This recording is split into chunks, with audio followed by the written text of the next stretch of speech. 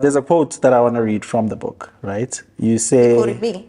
I'm quoting you. Okay. I thought this was quite profound, actually. I'm pretty sure this wasn't you. It's gotta be a ghostwriter or something. It says, in that moment of letting go, I freed myself from living a life of limitation.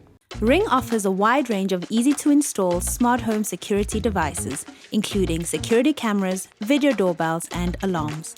These are monitored on your phone via the Ring app. Ring will be running a massive Black Friday special from the 15th of November to the 2nd of December, where you can save up to 50% on selected Ring devices. For more information on these deals, visit Takealot, Incredible Connections, and Hershey's.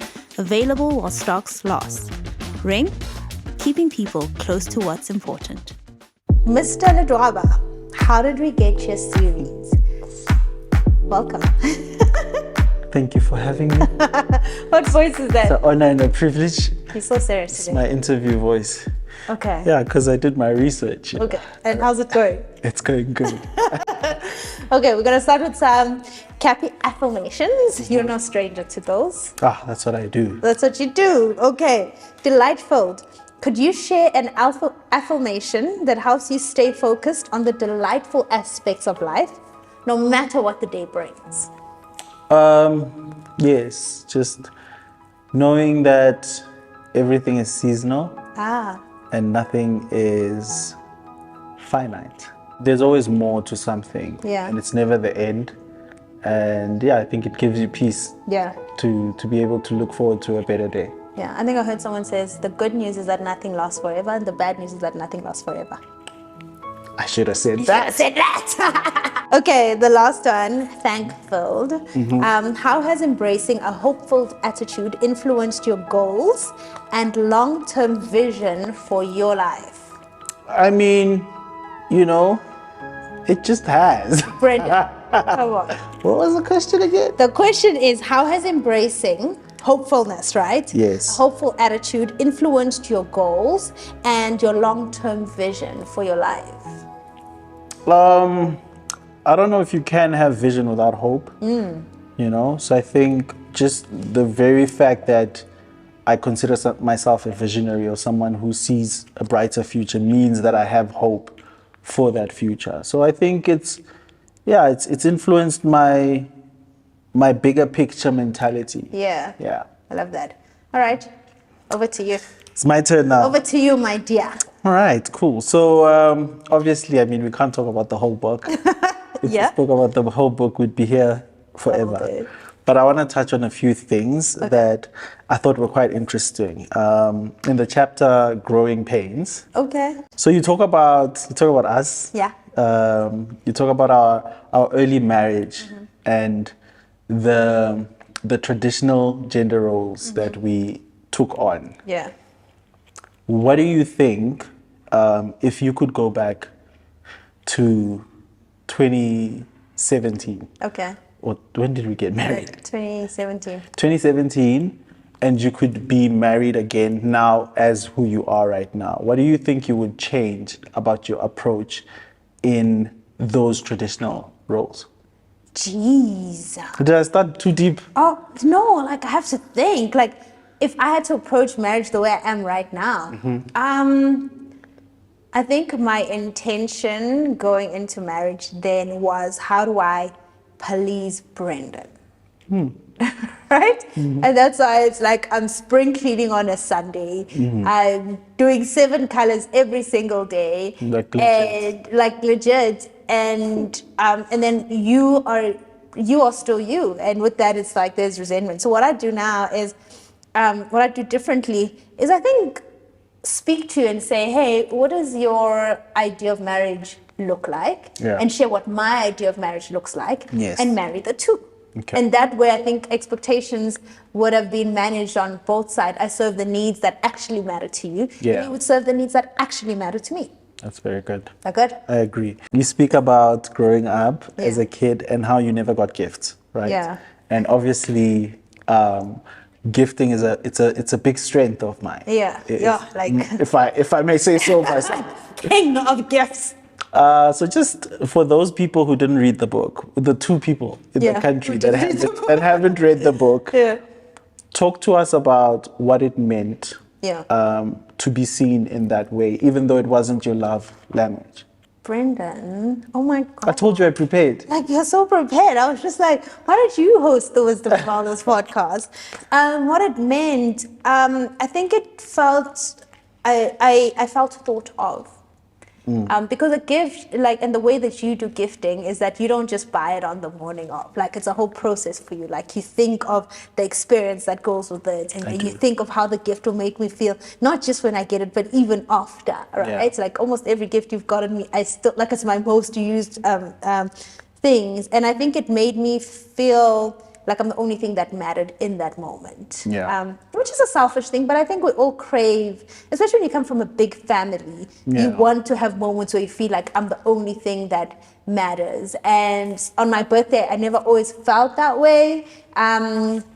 I mean, my parents tried to make it special, but it was January. It's hectic. Schools are opening. Yeah, there's a lot of things that are going on. But you made my birthday ngati ngo December, like, you know, everything has I think it's because also January is my December. It is kind of like you're coming off a high. So yeah, I think to summarize, it made me feel thought of. There's a quote that I want to read from the book, right? You say, Quoted me.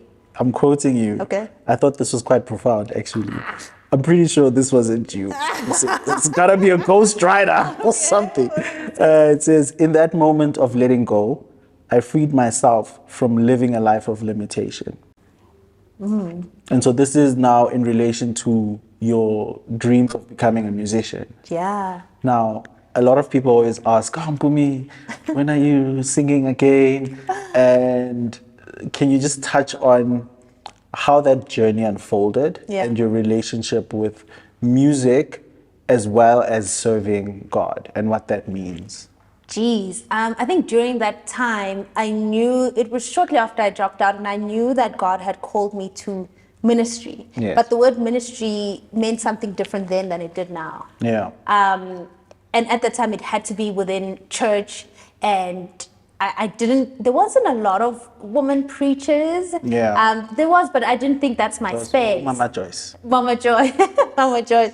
But I could sing, and I'd always sung at church. So I had fixed on my mind that God called me out of school to be a minister, and surely I have to minister through song. And now I've got charisma. It looks charisma, and now my husband plays. So fun.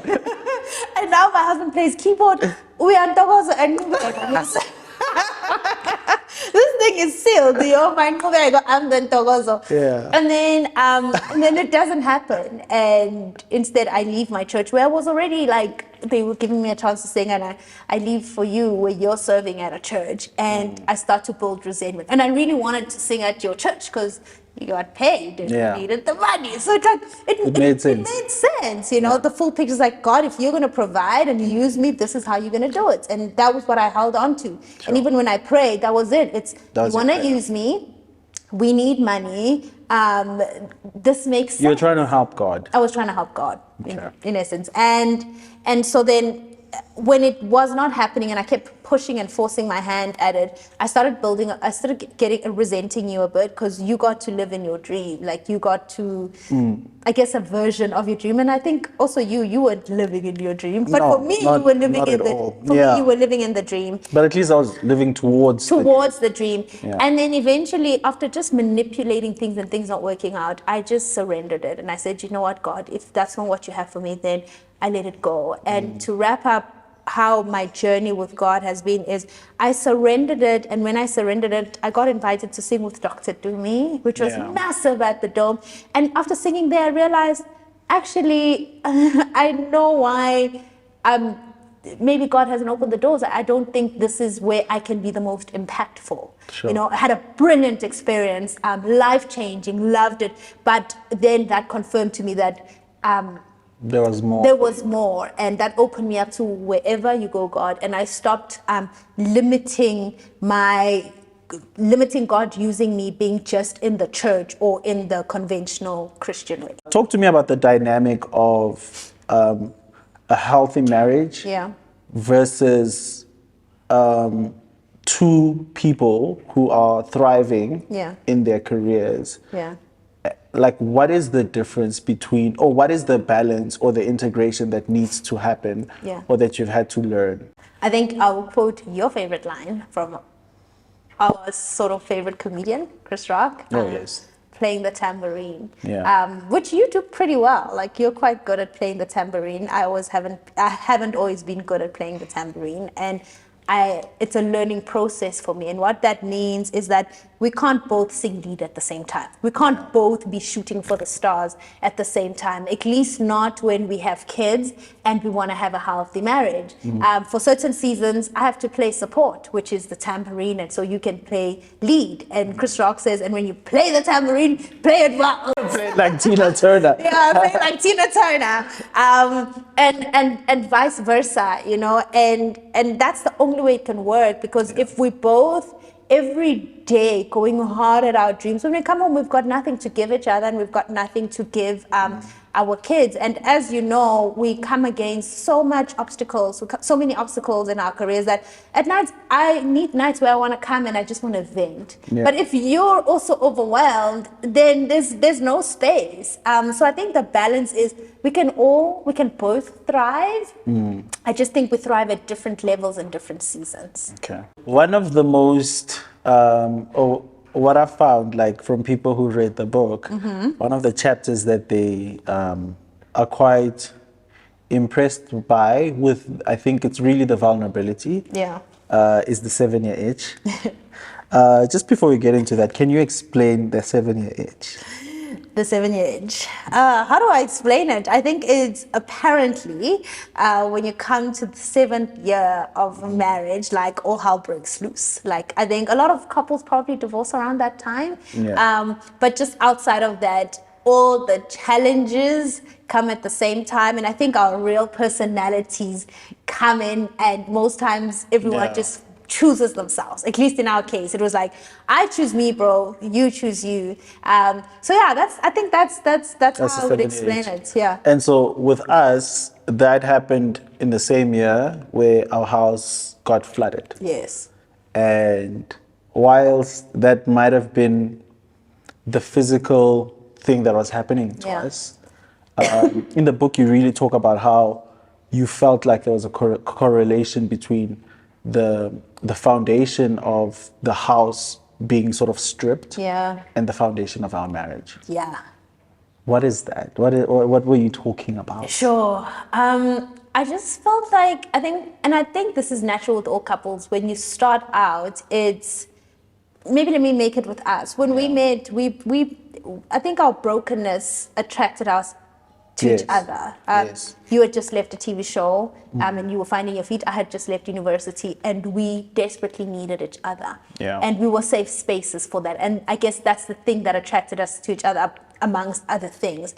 And then after a few years, we make it. We make the dream happen. We're now successful. We're living it.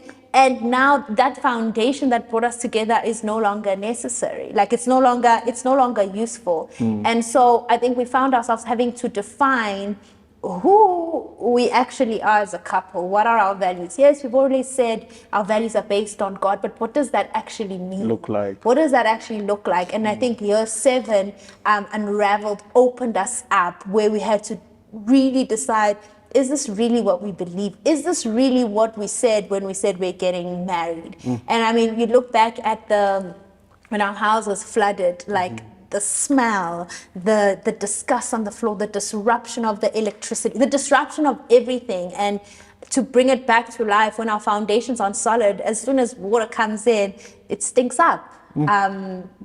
The electricity gets disrupted, the children were disrupted, we were disrupted. And so fixing the foundation, we are in the phase, now we're in the space where we have the opportunity to actually rebuild a foundation that's not based on a brokenness that brought us together, or I think you're attractive. Yeah, or just that childlike. Or like a childlike love. Yeah, so maybe that's what 7-year itch does. It actually shows, is this thing real? Allows you to reevaluate where you are and who you are. Yeah. So, I was listening to Frederick actually, and he speaks about, he's also in the book. He's also in the book, Mr. Frederick. He's played a big role. Yeah. But he talks about how it's easy to get tools in peace, right? And when there's flooding, Yeah. that's when it matters. So the vows we made in a peaceful environment. Yeah, it was nice. So cutting For cake. better or for worse, it was lovely. Family was there, Good jive. and it was a safe space. Yeah. And I think what the 7-year itch teaches us, or what a 7-year itch might not even be 7 years for some people. Some people might be Like 7 1 year. months. Some people might be 7 weeks. 7 weeks is like, that's the itch. But I think what it teaches us is the things that we decided on Yeah. when things were okay should be the ideals that we live by Yeah. when things things are not. get rocky. Yeah. All right, so you go like into a bit of detail on how we deal with stuff. Yeah. And Wait, I want to ask you, did you feel like I revealed too much, or do you think I gave just enough to help others? I think it was enough. Okay. You know, You don't feel like I exposed you or anything? I mean, could have given me a hint. Yeah.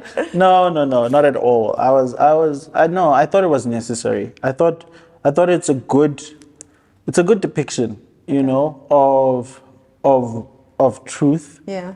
of life. Yeah. And life is usually, for a lot of people, that's how it is, you know. It's never just smooth Straightforward. sailing. Yeah. But so yeah, like I said, yeah, you described me as my husband sleeps his feelings away. Am I wrong? That you could have left. You know? Am I wrong? I mean, no, but still, yeah, Nobody needed exposed. to hear that. All right, so I mean, the end of the book Mm-hmm. is probably the most beautiful ending that's ever been written. I encourage everyone to read it. Up until the end. If they want to know what I'm all about, Yeah. I think that's really what it. Oh, that's where I shine. But why was it important that you share what you love most? That's a beautiful question. I think because most of we do talk a lot about what's wrong, which is necessary in general. Yeah. And then I think, and Aunt Gail said this so beautifully this morning, most times our gratitude list is so short, but our asking list is so long. And the way I want to relate it to this is that, like, throughout the book, I talk about the challenges and the hard stuff. And yes, I bring in the good stuff, but I don't want the book to end up on a sour note where people think, oh, I feel so sorry for her, or, Yeah. oh man, or for them to end the book on feeling sorry for themselves. I want us to dig deep and do the emotional work and feel the feelings. But at the end, I also want us to recognize that there's so much beauty. And I guess what I was trying to color and paint a picture of was that my life is beautiful. Yeah. Like God did the best, you know, like I wouldn't change my life for anything. But in between, and you see it through the chapters, is that there's challenges, there's some hard stuff, there's stuff I thought I couldn't survive, there's stuff I would have wished away. But in the end, if I had to summarize my life, what a beautiful life filled with love. And throughout mentioning your stories, my parents' stories, and vulnerably sharing and exposing to a certain extent my people, at the end, I want everyone to take away that these are my people. I love them. I choose them. And they love me and they choose me with everything I come with everything they come with. We choose each other. And I want everyone to find those people. Sure. Yeah. I think what I love the most about this book is, as much as it's how did I get here as Mpoomy Ledwaba, but it also, every character feels so, like there's a depth to a lot of us, you know? Like you shared my story, part of my story with the idol's journey, and I didn't know that you understood it to that extent. And I guess I just want to say thank you so much for, because I don't think I would have ever been able to share it or tell it in that way. Yeah. And you did such a beautiful job, not just with me, but with your entire family and friends, to really highlight our problems, but also show the depth of our love and the depth of our feelings and our emotions, and as people, And I think that's really what differentiates this book to anything I've read, to all the other 2 books that I've read. But yeah, thank you so much for opening doors for people to speak and to feel like they can show up with their entirety. Yeah. You know, in their entirety. Oh, husband, make me Yeah, emotional. that's Thank it. you. That's so, it. I mean, I have one last quote. Okay, one last quote and then I'm going to take over. This is a quote in the chapter What I Love Most. It says, "We've always had each other, carried each other, protected each other, hurt each other, Yeah. but ultimately forgiven each other." That's us. That's us. That's the story of marriage. Yeah. That's Brenden Ledwaba. That's the Brenden Ledwaba story, the Mpoomy Ledwaba story, and hopefully a story for other people where ultimately it's about how you finish Yeah. and being present in all those moments. Love that. Righty, Good. that's me. High five. So, my reflection is from The Good Wife, obviously. And the question is, what do you think it meant to be a good husband or partner when you were growing up? Ooh. My honest answer is I didn't think about it. I never. You never thought of marriage? In my whole childhood, I never looked at my dad being a husband and thought to myself, let me analyze this. Oh, this is what I'm doing. No. I never thought about it. But I think when I got into marriage, I think I thought providing, and just making money. I thought making money was the answer, and upgrading our lives. Like if we can move to a better apartment, if we can drive a better car. Yeah. I thought that made a good husband. That's it. No and yes. Okay, and now what do you think makes a good husband? I think what makes a good husband is the ability to adapt. Ooh. Because sometimes, yes, our family needs a bigger car and you need to get it. But sometimes our family needs daddy home Yeah, yeah. because mommy is doing a book tour Ooh. and the kids need to be fed. So it's about adapting to the situation and making sure that you're always dialed in every season, like stay locked in. I'm locked in. And so currently that's what I think. But I do think providing as a man is a great, I think personally as a man, I feel better when I'm in a position to provide. I feel like I'm more myself. Yeah. And I have more answers from a place of strength in that regard. I got this, if you would in one sentence share the experience for you living with the person writing the book, the process, how would you describe it? It's extremely tough. Yeah. But in a very beautiful way. It's I can sacrifice if the goal is clear. Okay. And I think because of your character and knowing that you are someone that sees through projects, it wasn't hard. Okay. It was just long. Very long. And sometimes, something in theory and versus it being done in practicality is different. Yeah. So the practical experience of, how unavailable you are, especially because you're usually so available. Yeah. That was a big shift. But seeing the book and seeing the response and the enlightenment that people are getting out of it, it's so worth it. Yeah. All right. Well, cheers to that. Cheers to that. Where's our drinks? Where's our drinks? I heard there was juice. That's why I came. You came for the juice? I came for the juice. Cheers. Cheers. Yes, to a fulfilled life. Full life. Love that.